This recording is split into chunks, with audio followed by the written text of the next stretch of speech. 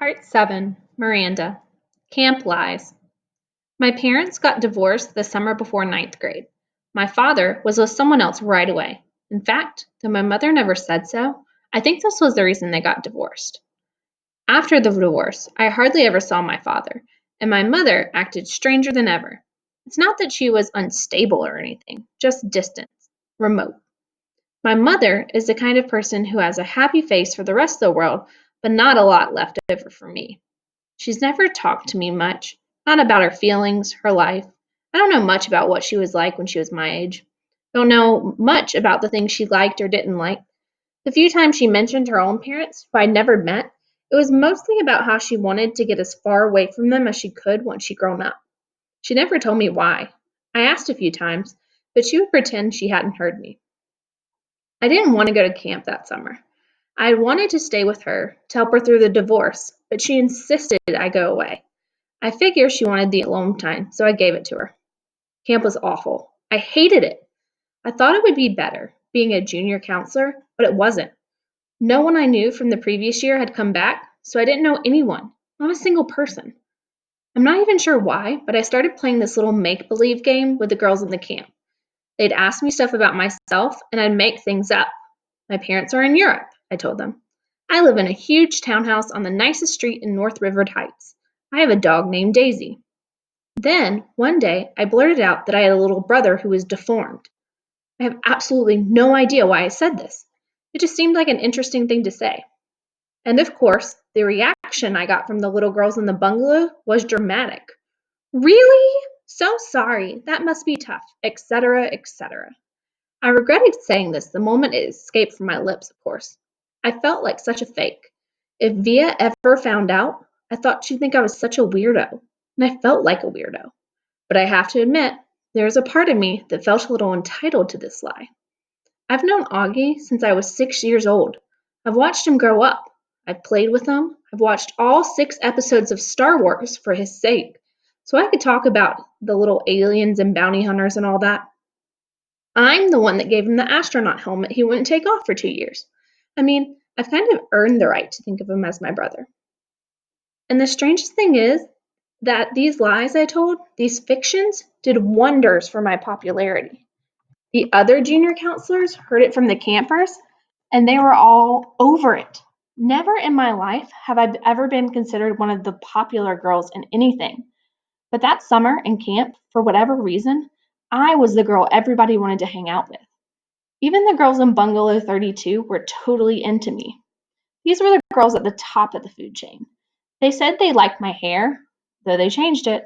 They said they liked the way I did my makeup, though they changed that too. They showed me how to turn my t-shirts into halter tops. We smoked, we snuck out late at night, and took the path through the woods to the boys' camp. We hung out with boys. When I got home from camp, I called Ella right away to make plans with her. I don't know why I didn't call Via. I guess I just didn't feel like talking about stuff with her. She would have asked me about my parents, about camp. Ella never really asked me about things. She was an easier friend to have in that way. She wasn't serious like Via. She was fun. She thought it was cool when I dyed my hair pink. She wanted to hear all about those trips to the woods late at night. School. I hardly saw Via at school this year, and when I did, it was awkward. It felt like she was judging me. I knew she didn't like my new look. I knew she didn't like my group of friends. I didn't much like hers. We never actually argued, we just drifted away. Ella and I badmouthed her to each other.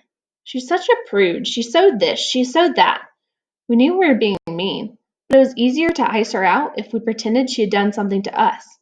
The truth is, she hadn't at all. We had. We'd become those other people. And she was the person she'd always been. That annoyed me so much, and I don't know why. Once in a while, I'd look out to see where she was sitting in the lunchroom or check the elective list to see what she'd sign up for. But except for a few nods in the hallway and an occasional hello, we never really spoke to each other. I noticed Justin about halfway through the school year. I hadn't noticed him all at all before other than that.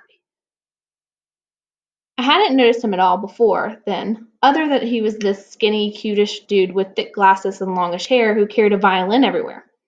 Then one day, I saw him in front of the school with his arm around Via. So, Via has a boyfriend, I said to Ella, kind of mocking. I don't know why it surprised me that she'd have a boyfriend. Out of the three of us, she was totally the prettiest. Blue eyes and long, wavy dark hair, but she'd never acted like she was at all interested in boys. She acted like she was too smart for that kind of stuff. I had a boyfriend too, a guy named Zach. When I told him I was choosing the theater elective, he shook his head and said, "Careful, don't turn into a drama geek." Not the most sympathetic dude in the world, but very cute. Very high up on the totem pole, a varsity jock. I wasn't planning on taking theater at first. Then I saw Via's name on the sign up sheet and just wrote my name down on the list. I don't even know why. We managed to avoid one another throughout most of the semester, like we didn't even know each other. Then one day, I got to theater class a little early, and Davenport asked me to run off additional copies of the play he was planning on having us do for the spring production, The Elephant Man. I'd heard about it, but I didn't really know what it was about, so I started skimming through the pages while I was waiting for the Xerox machine. It was about a man who lived more than 100 years ago named John Merrick, who was terribly deformed. "We can't do this play, Mr. D," I told him when I got back to class, and I told him why. "My little brother has a birth defect, and he has a deformed face, and this play would hit too close to home." He seemed annoyed and a little unsympathetic, but I kind of said that my parents would have a real issue with the school doing this play. So anyway, he ended up switching to our town. I think I went for the role of Emily Gibbs because I knew Via was going for it too. It never occurred to me that I'd beat her for the role. What I miss most. One of the things that I miss most about Via's friendship is her family. I loved her mom and dad. They were always so welcoming and nice to me. I knew they loved their kids more than anything. I always felt safe around them, safer than anywhere else in the world. How pathetic that I felt safer in someone else's house than my own, right? And of course, I loved Augie. I was never afraid of him, even when I was little. I had friends that couldn't believe I'd ever go over to Via's house. "His face creeps me out," they'd say. "You're stupid," I'd tell them. "Augie's face isn't bad once you get used to it." I called Via's house once too, just to say hello to Augie. Maybe part of me was hoping Via would answer. I don't know. "Hey, Major Tom," I said, using my nickname for him. "Miranda!" He sounded so happy to hear my voice, it actually kind of took me by surprise. "I'm going to a regular school now," he told me excitedly. "Really? Wow," I said, totally shocked. I guess I never thought he'd go to a regular school. His parents have always been so protective of him. I guess I thought he'd always be the little kid in the astronaut helmet him. Talking to him, I could tell he had no idea that Via and I weren't close anymore. "It's different in high school," I explained to him. "You end up hanging out with loads of different people." "I have some friends in my new school," he told me. "A kid named Jack and a girl named Summer." "That's awesome, Augie," I said. "Well, I was just calling to tell you I miss you and I hope you're having a good year. Feel free to call me whenever you want, okay, Augie? You know I love you always." "I love you too, Miranda. Say hi to Via for me. Tell her I miss her." "I will. Bye." Extraordinary, but no one there to see it. Neither my mother nor my father could come see the play on opening night. My mother, because she had this thing at work, and my dad, because his new wife was going to have her baby any second now and he had to be on call. Zach couldn't come to opening night either. He had a volleyball game against Collegiate he couldn't miss. In fact, he had wanted me to miss the opening night so I could come cheer him on. My friends all went to the game, of course, because all their boyfriends are playing. Even Ella didn't come. Given a choice, she chose the crowd. So, on opening night, no one that was remotely close to me was even there. And the thing I realized in my third or fourth rehearsal was that I was good at this acting thing. I felt the part. I understood the words I spoke. I could read the lines as if they were coming from my brain and my heart. And on opening night, I can honestly say I knew I was going to be more than good. I was going to be great.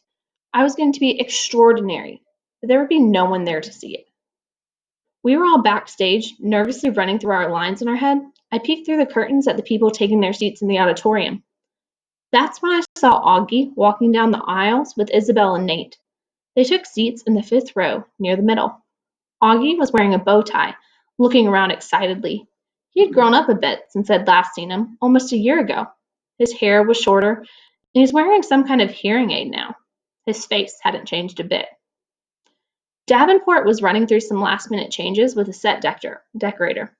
I saw Justin pacing off stage left, mumbling his lines nervously. "Mr. Davenport," I said, surprising myself as I spoke, "I'm sorry, but I can't go on tonight."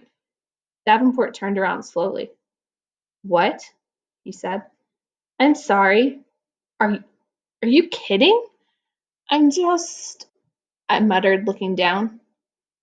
I don't feel well. I'm sorry. I feel like I'm going to throw up." This was a lie. "It's just last-minute jitters." "No, I can't do it. I'm telling you." Davenport looked furious. "Miranda, this is outrageous." "I'm sorry." Davenport took a deep breath, like he was trying to restrain himself. To be truthful, I thought he looked like he was going to explode. His forehead turned bright pink. "Miranda, this is absolutely unacceptable. Now go take a few deep breaths and—" "I'm not going on," I said loudly, and the tears came to my eyes fairly easily. "Fine," he screamed, not looking at me. Then he turned to a kid named David, who was a set director. "Go find Olivia in the lighting booth. Tell her she's filling in for Miranda tonight." "What?" said David, who wasn't too swift. "Go!" shouted Davenport in his face. "Now!" The other kids had caught on to what was happening and gathered around. "What's going on?" said Justin. "Last-minute change of plans," said Davenport. "Miranda doesn't feel well." "I feel sick," I said, trying to sound sick. "So why are you still here?" Davenport said to me angrily. "Stop talking. Take off your costume and give it to Olivia, okay? Come on, everybody, let's go. Go, go!" I ran backstage to the dressing room as quickly as I could and started peeling off my costume. 2 seconds later, there was a knock and Via half opened the door. "What is going on?" she said. "Hurry up, put it on," I answered, handing her the dress. "You're sick?" "Yeah, hurry up." Via looked stunned, took off her t-shirt and jeans and pulled the long dress over her head. I pulled it down for her, and then I zipped up the back. Luckily, Emily Webb didn't go on until 10 minutes into the play, so the girl handling hair and makeup had time to put Via's hair up in a twist and do a quick makeup job. I'd never seen Via with a lot of makeup on. She looked like a model. "I'm not even sure I'll remember the lines," Via said, looking at herself in the mirror. "Your lines?"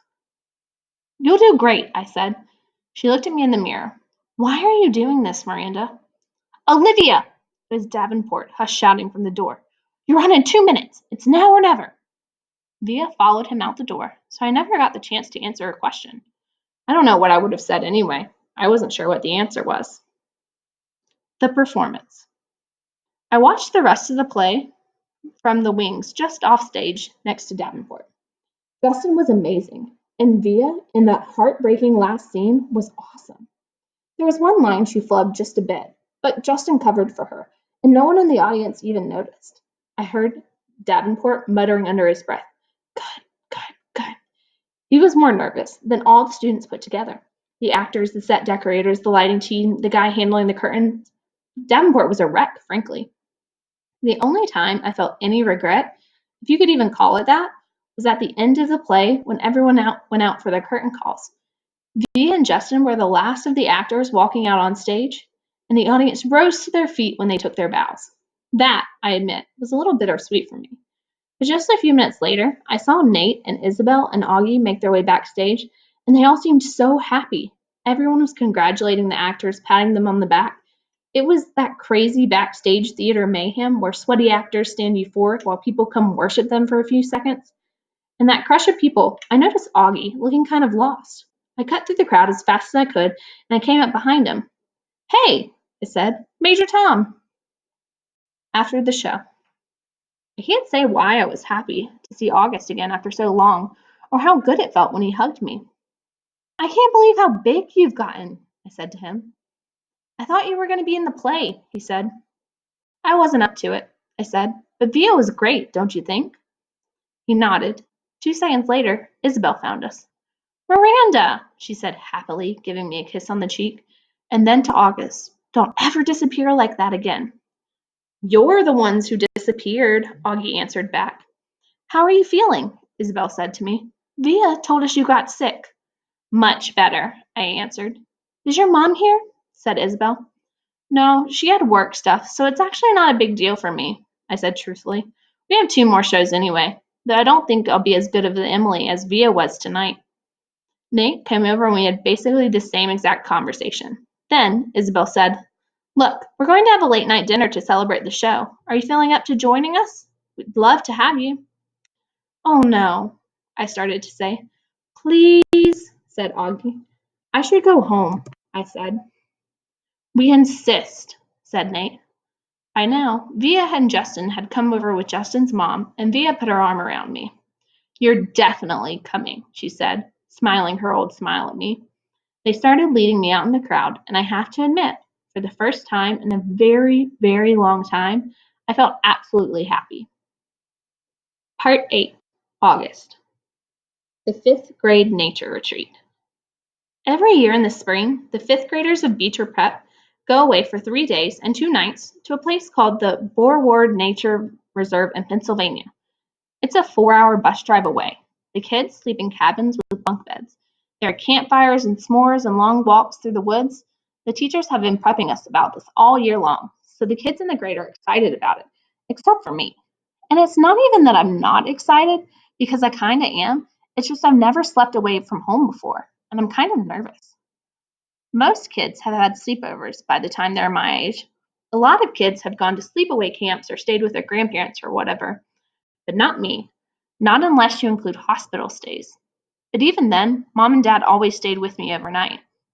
But I never slept over at Tata and Papa's house or Aunt Kate and Uncle Poe's house. When I was really little, that was mainly because there were too many medical issues, like my trach tube needing to be cleaned every hour or reinserting my feeding tube if it got detached. But when I got bigger, I just never felt like sleeping anywhere else. There was this one time when I half slept over at Christopher's house. We were about 8, and we are still best friends. Our family had gone for a visit to his house, and me and Christopher were having a great time playing Star Wars Legos that I didn't want to leave when it was time to go. We were like, please, please, please, can we have a sleepover? So our parents said yes, and Mom and Dad and Via drove home, and me and Christopher stayed up till midnight playing until Lisa, his mom, said, okay, guys, time to go to bed. Well, that's when I kind of panicked a bit. Lisa tried to help me go to sleep, but I just started crying that I wanted to go home.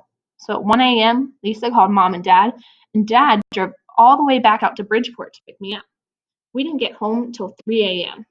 So my one and only sleepover up until now was pretty much a disaster, which is why I'm a little nervous about the nature retreat. On the other hand, I'm really excited. Known for. I asked Mom to buy me a new rolling duffel bag because my old one had Star Wars stuff on it, and there was no way I was going to take that to a 5th grade nature retreat. As much as I love Star Wars, I don't want that to be what I'm known for. Everyone's known for something in middle school. Like Reed is known for being into marine life and oceans and things like that. And Amos is known for being a really good baseball player. And Charlotte is known for being in a TV commercial when she was 6. And Ximena is known for being really smart. My point is that in middle school, you kind of get known for what you're into, and you have to be careful about stuff like that. Like Max G and Max W will never live down their Dungeons and Dragons obsession. So I was actually trying to ease out of the whole Star Wars thing a bit. I mean, it'll always be special to me, like it is with the doctor who put in my hearing aids. It's just not the thing I want to be known for in middle school. I'm not sure what I want to be known for, but it's not that.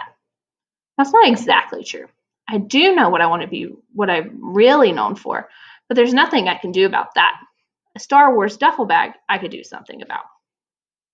Packing. My mom helped me pack the night before the big trip. We put all the clothes I was taking on my bed, and she folded everything neatly and put inside the bag while I watched. It was a plain blue rolling duffel, by the way. No logos or artwork. What if I can't sleep at night? I asked. Take a book with you. Then, if you can't sleep, you can pull out your flashlight and read for a bit until you get sleepy, she answered. I nodded. What if I have a nightmare? Your teachers will be there, sweetie, she said, and Jack and your friends. I can bring Babu, I said. That was my favorite stuffed animal when I was little, a small black bear with a soft black nose. You don't really sleep with him anymore, do you? Said Mom. No, but I keep him in my closet in case I wake up in the middle of the night and can't get back to sleep, I said. I could hide him in my bag. No one would know. Then let's do that, Mom said, getting Babu from inside my closet. I wish they allowed cell phones, I said. I know, me too, she said. So I know you're going to have a great time, Augie. You sure you want me to pack Babu? Yeah, but way down there where no one can see him, I said. She stuffed Babu deep inside the bag and then stuffed the last of my t-shirts on top of them. So many clothes for just 2 days. 3 days and 2 nights, I corrected her. Yep, she nodded, smiling. 3 days and 2 nights. She zipped the duffel bag and picked it up. Not too heavy. Try it. I picked up the bag. Fine, I shrugged. She sat on the bed. Hey, what happened to your Empire Strikes Back poster? Oh, I took that down ages ago, I answered. She shook her head. Huh, didn't notice that before. I'm trying to, change my image a bit, I explained. Okay, she smiled, nodding like she understood. Anyway, honey, you have to promise me you won't forget to put on bug spray, okay? On the legs, especially when you're hiking through the woods. It's right there in the front compartment. Uh-huh. And put on your sunscreen, she said. You do not want to get a sunburn. And don't, I repeat, do not forget to take your hearing aids off if you go swimming. Would I get electrocuted? No, but you'd be in real hot water with Daddy because those things cost a fortune. She laughed. I put the rain poncho in the front compartment too. Same thing goes if it rains, Augie, okay? Make sure you cover the hearing aids with the hood. Aye, aye, sir, I said, saluting. She smiled and pulled me over. I can't believe how much you've grown up this year, Augie, she said softly, putting her hands on the sides of my face. Do I look taller? Definitely, she nodded. I'm still the shortest one in my grade. I'm not really even talking about your height, she said. Suppose I hate it there. You're going to have a great time, Augie. I nodded. She got up and gave me a quick kiss on the forehead. Okay, so I say we get to bed now. It's only 9 o'clock, Mom. Your bus leaves at 6 a.m. tomorrow. You don't want to be late. Come on, chop chop. Your teeth are brushed? I nodded and climbed into bed. She started to lie down next to me. You don't need to put me to bed tonight, Mom, I said. I read on my own till I get sleepy. Really? She nodded, impressed. She squeezed my hand and gave it a little kiss. Okay then. Good night, love. Have sweet dreams. You too. She turned on the little reading light beside the bed. I'll write you letters, she said as she was leaving, even though I'll probably be home before you guys even get them. Then we can read them together, she said, and threw me a kiss. When she left my room, I took my copy of The Lion, the Witch, and the Wardrobe off the table and started reading until I fell asleep. Though the witch knew the deep magic, there is a magic deeper still which she did not know. Her knowledge goes only back to the dawn of time. But if she could have looked a little further back into the stillness and darkness before time dawned, she would have read there a different incantation. Daybreak. The next day, I woke up really early. It was still dark inside my room, and even darker outside. Though I knew it would probably be morning soon, I turned over on my side, but didn't feel at all sleepy. That's when I saw Daisy sitting near my bed. I knew she wasn't Daisy, but for a second, I saw a shadow that looked just like her. I didn't think it was a dream then, but now, looking back, I know it must have been. It didn't make me sad to see her at all. It just filled me up with nice feelings inside. She was gone after a second, and I couldn't see her again in the darkness. The room slowly started lightening. I reached for my hearing aid headband and put it on, and now the world was really awake. I could hear the garbage trucks clunking down the street and the birds in our backyard, and down the hallway I heard Mom's alarm beeping. Daisy's ghost made me feel super strong inside, knowing wherever I am, she'd be there with me. I got up out of bed and went to my desk and wrote a note to Mom. Then I went inside the living room where my bag was packed by the door. I opened it up and fished inside until I found what I was looking for. I took Babu back to my room and laid him on my bed and taped the little note to Mom on his chest.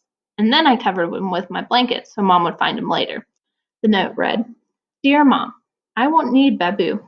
but if you need miss me, you can cuddle with him yourself. XO Augie. Day 1. The bus ride went really fast. I sat by the window and Jack was next to me in the aisle seat. Summer and Maya were in front of us. Everyone was in a good mood, kind of loud, laughing a lot. I noticed right away that Julian wasn't on our bus, even though Henry and Miles were. I figured he must be on the other bus, but then I overheard Miles tell Amos that Julian ditched the grade trip because he thought the whole nature retreat thing was quote unquote dorky.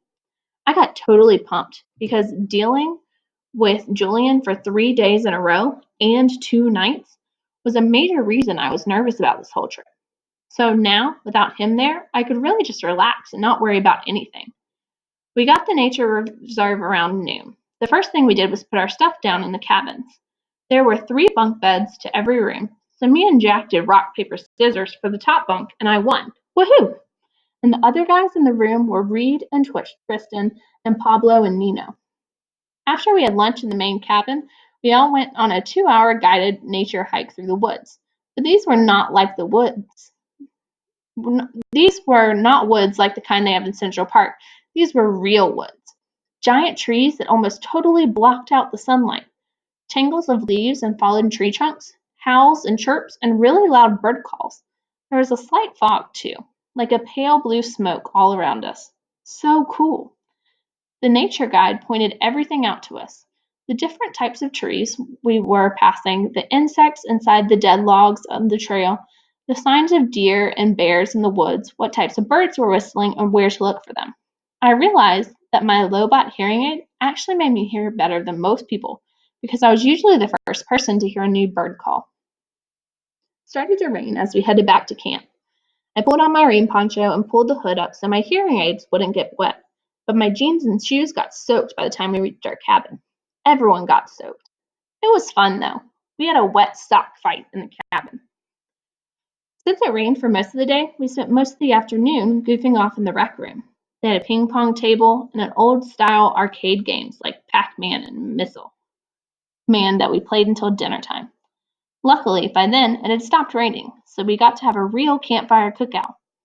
The log benches around the campfire were still a little damp, but we threw our jackets over them and hung out by the fire, toasting s'mores and eating the best roasted hot dog I have ever tasted. Mom was right about the mosquitoes. There were tons of them. But luckily, I had spritzed myself before I left the cabin, and I wasn't eaten alive like some of the other kids were. I loved hanging out by the campfire after dark. I loved the way little bits of fire dust would float up and disappear into the night air, and how the fire lit up people's faces. I loved the sound the fire made too, and how the woods were so dark that you couldn't see anything around you, and you'd look up and see a billion stars in the sky. The sky doesn't look like that in North River Heights. I've seen it look like that in Montauk, though, like someone spritzed salt on a shiny black table. I was so tired when I got back to the cabin that I didn't need to pull out the book to read. I fell asleep almost as fast as my head hit the pillow. And maybe I dreamed about the stars. I don't know. The fairgrounds. The next day was just as great as the first day. We went horseback riding in the morning, and in the afternoon, we rappelled up some ginormous trees with the help of the nature guides. By the time we got back to the cabins for dinner, we were all really tired again. After dinner, they told us we had an hour to rest, and then we were going to take a 15-minute bus ride to the fairgrounds for an outdoor movie night. I hadn't had the chance to write a letter to Mom and Dad and Via yet, so I wrote one telling them about all the stuff we did that day and the day before. I pictured myself reading it to them out loud when I got back, since there was no way the letter would get home before I did. When we got to the fairgrounds, the sun was just starting to set. It was about 7:30. The shadows were really long on the grass, and the clouds were pink and orange. It looked like someone had taken sidewalk chalk and smudged the colors across.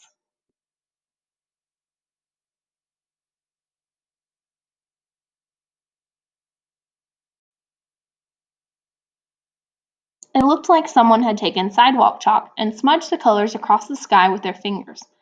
It's not that I haven't seen nice sunsets before in the city, because I have. Slivers of sunsets between buildings. But I wasn't used to seeing so much sky in every direction. Out here in the fairgrounds, I could understand why ancient people used to think the world was flat and the sky was a dome that closed in on top of it. That's what it looked like from the fairgrounds in the middle of this huge open field. Because we were the first school to arrive, we got to run around the field all we wanted until the teachers told us it was time to lay out our sleeping bags on the ground and get good viewing seats. We unzipped our bags and laid them down like picnic blankets on the grass in front of the giant movie screen in the middle of the field. Then we went to the row of food trucks parked on the edge of the field to load up on snacks and sodas and stuff like that. There were concession stands out there too, like a farmer's market selling roasted peanuts and cotton candy. And up a little farther was a short row of carnival type stalls, the kind where you can win stuffed animal if you throw a baseball into a basket. Jack and I both tried and failed to win anything, but we heard Amos won a yellow hippo and gave it to Eximina. That was the big gossip that went around, the Jack and the Brainiac. From the food trucks, you could see the corn stalks in the back of the movie screen. They covered about a third of the entire field. The rest of the field was completely surrounded by woods. As the sun sank lower in the sky, the tall trees at the entrance to the woods looked dark blue. By the time the other school buses pulled into the parking lot, we were back in our spots on the sleeping bags, right smack in front of the screen, the best seats in the whole field. Everyone was passing around snacks and having a great time. Me and Jack and Summer and Reed and Maya played Pictionary. We could hear the sound of the other schools arriving, the loud laughing and talking of kids coming out on the field on both sides of us, but we couldn't really see them. Though the sky was still light, the sun had gone down completely, and everything on the ground had turned deep purple. The clouds were shadows now. We had trouble even seeing the Pictionary cards in front of us. Just then, without any announcement, all the lights at the end of the fields went on at once. They were like big, bright stadium lights. I thought of that scene in Close Encounters when the alien ships land and they're playing that music. Everyone in the field started applauding and cheering like something great had just happened.